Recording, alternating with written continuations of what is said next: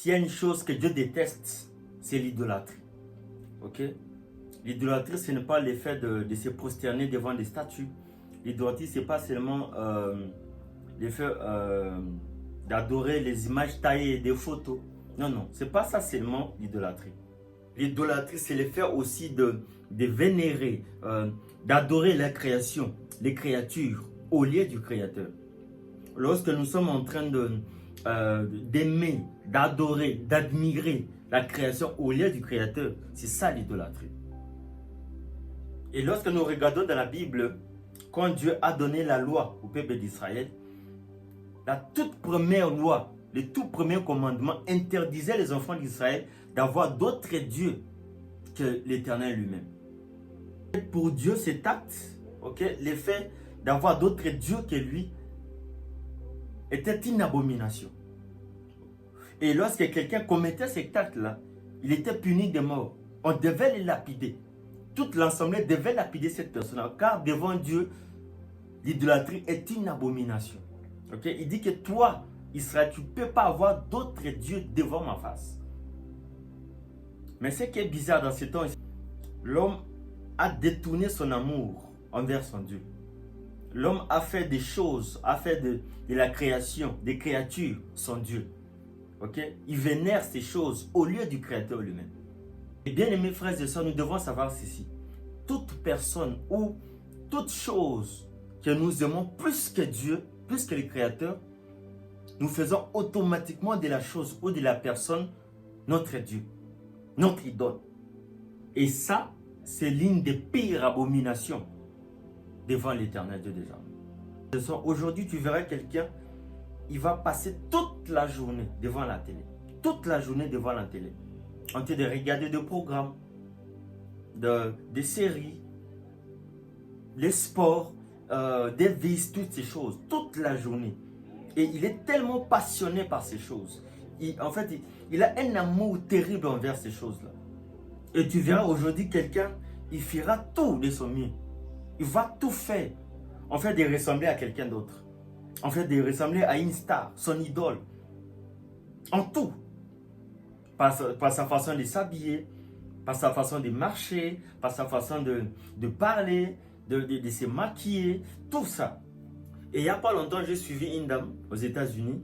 En fait, elle s'est fait opérer, Elle s'est fait opérer les nez, s'est fait opérer le visage, la poitrine. En fait, tout ça, en fait, qu'il puisse ressembler à une star américaine. Elle veut ressembler à son idole. On se pose où va le monde? On se demande où est-ce que nous allons?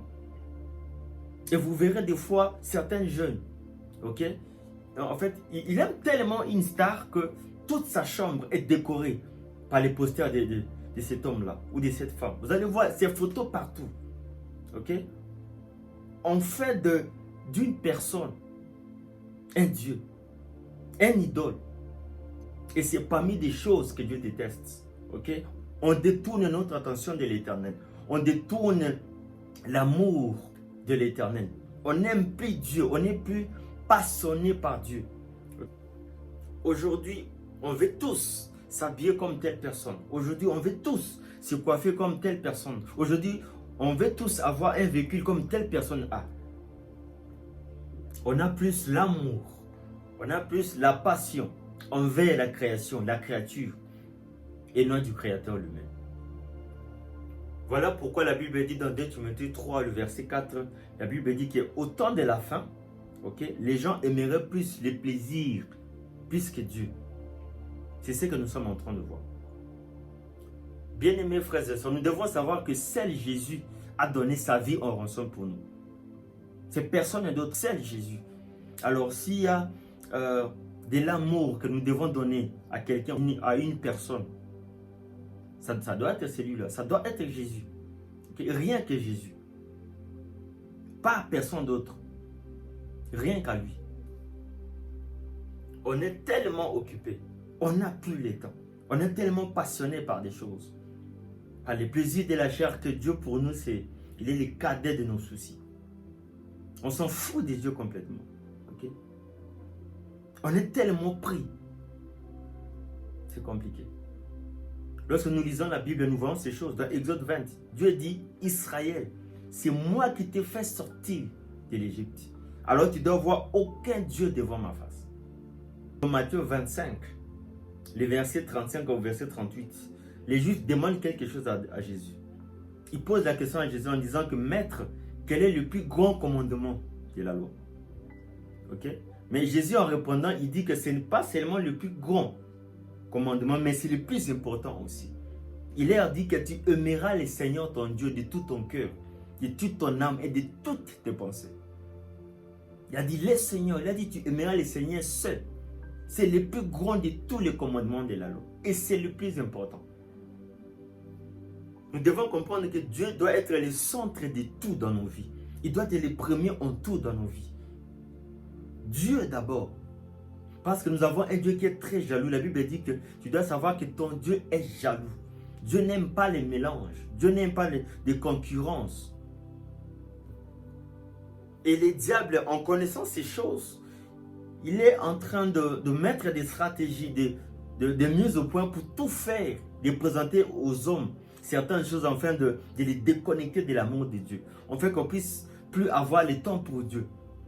On fait qu'on puisse aimer certaines choses, certaines personnes plus que Dieu lui-même. Le diable, il sait très bien ces choses. Dieu doit être notre passion. Dieu doit être notre plaisir.